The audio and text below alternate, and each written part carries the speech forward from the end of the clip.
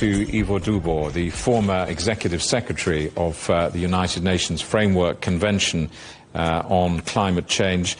Welcome to the programme. First of all, let me ask you your reaction to the US withdrawal from the UN Framework Convention on Climate Change.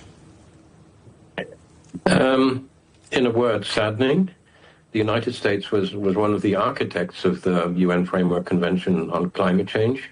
In fact, at the time, Republican President H.W. Bush played a key role in achieving that international treaty. And in his 1988 campaign, he actually said, "Those who think we're powerless to do anything about the greenhouse effect are forgetting about the White House effect." So in other words, watch out if you don't take action. And now it's almost the reverse and saying, watch out if you do take action. Can you give us some context then? I mean, how serious is it when the White House walks away from the foundation?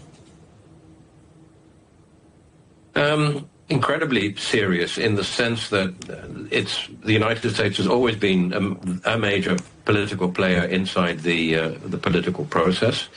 Secondly, it's part of a larger constituency of countries that hold a fairly similar view.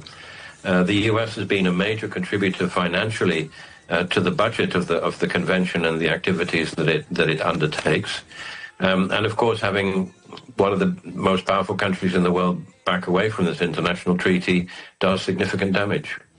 When President Trump says organizations like this are woke and act against the American national interest, what's the basis for that? Is he right?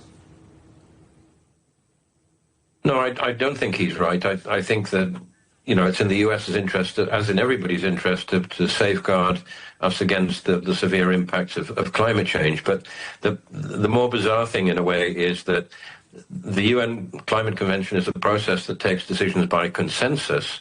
So if you don't want the process to go in a direction that you don't like, you're much better off being at the table rather than away from it.